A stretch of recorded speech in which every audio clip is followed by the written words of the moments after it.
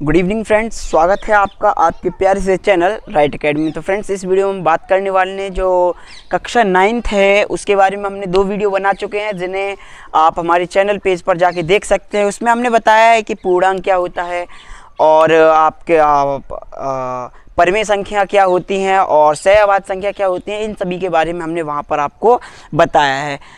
आज हम करने वाले हैं प्रश्नावली स्टार्ट, जिसका फर्स्ट क्वेश्चन है हमारे सामने। क्या है पहला क्वेश्चन? क्या शून्य एक परिमेय संख्या है? क्या इसे P/Q के रूप में निरूपित कर सकते हैं? जबकि P तथा Q क्या है? पूर्णांक। क्या है P तथा Q? P तथा Q है पूर्णांक। अच्छा, पूर्णांक क्या होता है? पूर्णांक वो संख्या होती हैं जो माइनस की और प्लस की दोनों संख्याएं आ जाती हैं। ऋणात्मक और धनात्मक संख्याओं का समूह ही पूर्णांक कहलाता है। जैसे आप देखते हैं -3 है ना, -2 और -1, उसके बाद 0 और 1 2 3 है ना, 1 2 और 3 है ना, ये होती हैं आपकी पूर्णांक संख्याएं है ना। तो इसके बारे में बताया है कि 0 एक ऋणात्मक भी हो सकता है, धनात्मक, बट मैं आपको बता दूं कि 0 ना तो धनात्मक होता है और ना ही ऋणात्मक होता है। हम क्वेश्चन देखते हैं कि क्या शून्य एक परिमेय संख्या है। जी हाँ, हम इस क्वेश्चन का आंसर लिखेंगे हाँ, यस, कि शून्य एक परिमेय संख्या है। कैसी संख्या है? परिमेय संख्या है। कैसे सिद्ध करेंगे? उसे हम P/Q के रूप में रख के देखते हैं ना। तो आप 0 को रखोगे, 0 के नीचे क्या 1 आता है। क्यों आएगा? क्योंकि जब भी कोई संख्या का हर नहीं होता है तो वो हर नीचे उसके छिपा होता है ना। हर क्या है? उसका नीचे छिपा होता है। तो हमने 0 को हमने 0/1 के रूप में निरूपित कर दिया, और जो कि क्या है? P/Q के रूप में रखी हुई है। और जहाँ पर इसने हमें कंडीशन दी है Q is not is equal to 0, लेकिन हमारा Q तो 1 है ना। Q इज इक्वल टू 0 नहीं है, Q इज इक्वल टू तो 1 है। तो हम इसका आंसर लिखेंगे हाँ, शून्य एक परिमेय संख्या है, क्योंकि इसे हम P/Q के रूप में निरूपित कर सकते हैं।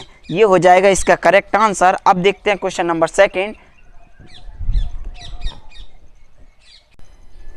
2। आगे नेक्स्ट क्वेश्चन है हमारा, 3 तथा 4 के बीच में 6 परिमेय संख्याएं ज्ञात कीजिए। कितनी? 6। इस बात का ध्यान रखें, कितनी पूछ रहे हैं उतनी के बारे में। तो ये पूछ रहा है कि 6 परिमेय संख्याएं ज्ञात करनी है। जैसा कि हमने पहले क्वेश्चन में देखा कि हमने 0 को हमने लिखा था, 0 को हमने 0/1 के रूप में हमने लिखा था, है ना। 0/1 के रूप में लिख सकते हैं ना हम इसे। उसी प्रकार से इसे भी लिखेंगे। समझना ध्यान से कैसे होता है, वरना थोड़ी सी भी मिस्टेक से आप सवाल को मिस कर सकते हो। हम 3 को क्या रख सकते हैं? 3/1 के रूप में लिख सकते हैं। हम 3 को 3/1 के रूप में लिख सकते हैं, है ना। अब ये मतलब है तो फिर भी 3 है ना, क्योंकि ये एक परिमेय संख्या है। और उसी को 4 को भी लिख लेंगे थोड़ा दूर जाके। तो यहाँ पर लिख लेते हैं हम 4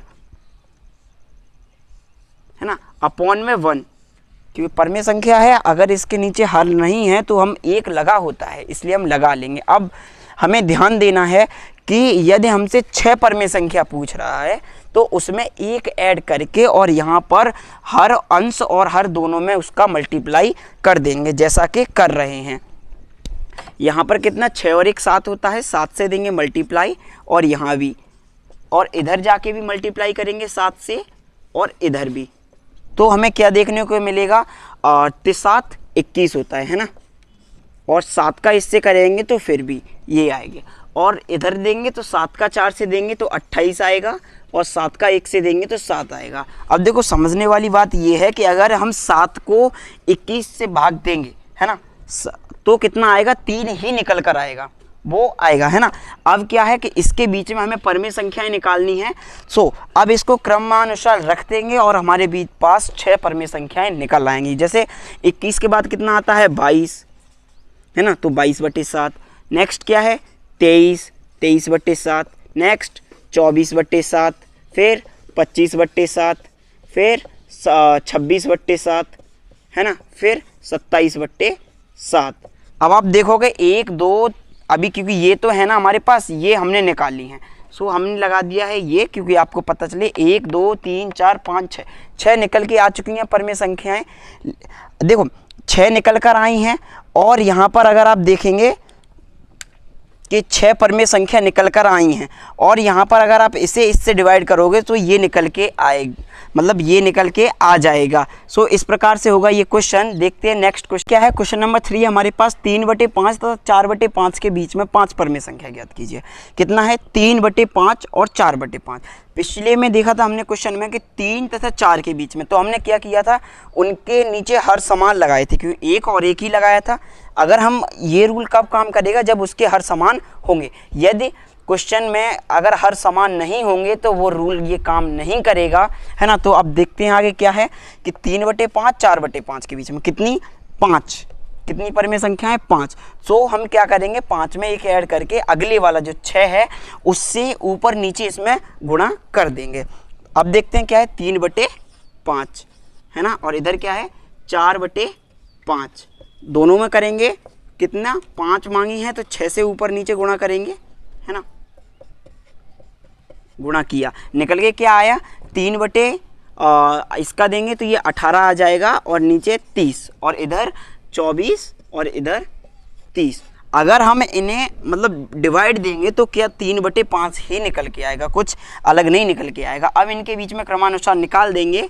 सो क्या हो जाएगा 19/30 और 20/30, 21/30 और 22/30 और 23/30। कितनी निकली हैं? 1 2 3 4 5, 5 निकल के आई हैं। अब हम यहाँ पर लिखेंगे अतः कितना 3/5 तथा 4/5 के बीच 5 परमेय संख्या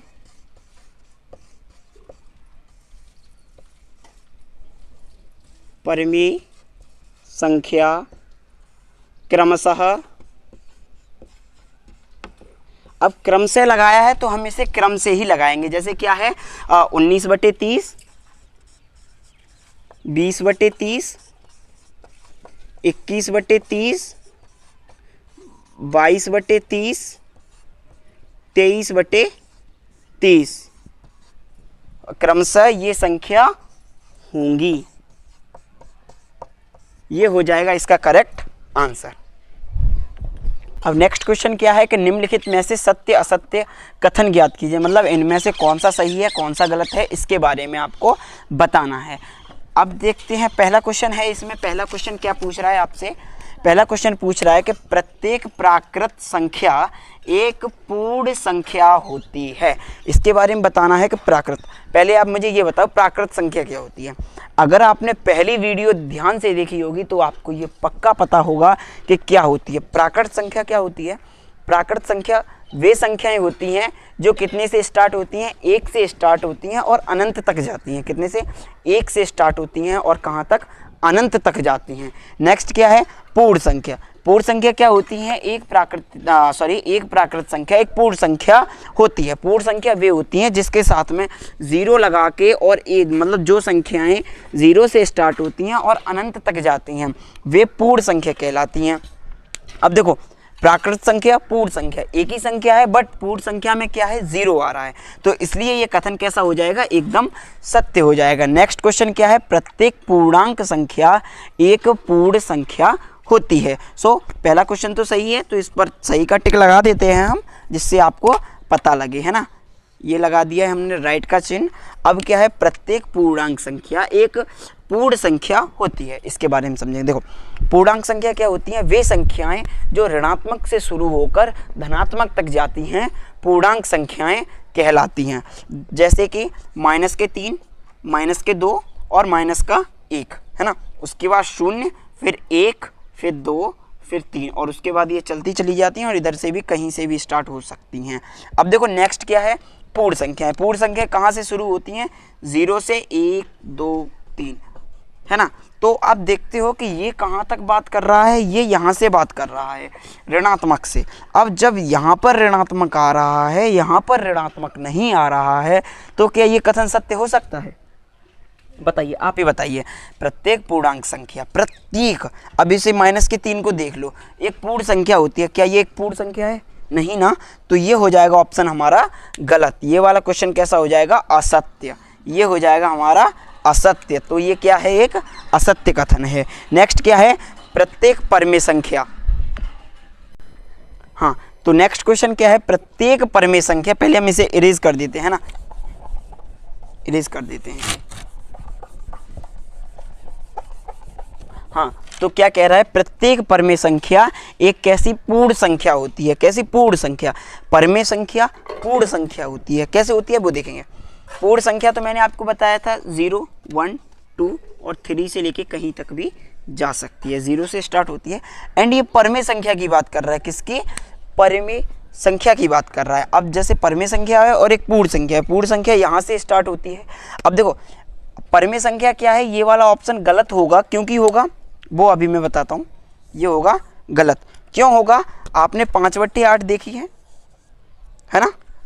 8 को जब इससे देंगे तो आपको क्या मिलेगा, आप देखेंगे कि 8 6 48 पॉइंट लगाएंगे, उसके बाद होगा 8 6 48 बचेंगे 2, है ना, 2 बचेंगे यहाँ पर। और 2 और 0 यानी कि ये 6। और उसके बाद में मतलब ये कंटिन्यू चलती रहेगी, ये प्रक्रिया कंटिन्यू चलती रहेगी। इसी प्रक्रिया को क्या है, ये पूर्ण संख्या तो हो नहीं सकती है ना। जब ये पूर्ण संख्या नहीं हो सकती तो ये ऑप्शन गलत हो जाएगा ना, गलत। हाँ, तो अब देखते हैं आपके लिए जो मैंने होमवर्क रखा है उसे देख लेते हैं, है ना। अब है आप सब लोगों के लिए होमवर्क, जिसमें क्या है, पहला क्वेश्चन है 4 तथा 5 के बीच 4 परमेय संख्याएं ज्ञात करनी है। कितनी, 4 तथा 5 परमेय संख्याएं ज्ञात करनी है। नेक्स्ट क्या है, 1/2 तथा 4/2 के बीच 5 परमेय संख्याएं ज्ञात कर रही हैं। ये 2 क्वेश्चन आप होमवर्क में करके उसका फ़ोटो खींचकर हमारे टेलीग्राम पेज पर, जिसका नाम मतलब आप सर्च अगर करना चाहें तो राइट अकेडमी नाम से सर्च कर सकते हैं, वरना मैं लिंक डिस्क्रिप्शन में डाल दूंगा, वहाँ से आप देख सकते हैं। और अपना ये होमवर्क ज़रूर कर टेलीग्राम पेज पर शेयर करें। उसके बाद हम आपको दोबारा से रीसेंड करेंगे कि आपका क्वेश्चन सही है या गलत है। धन्यवाद, मिलते हैं नई वीडियो के साथ में, तब तक बने रहिए हमारे साथ।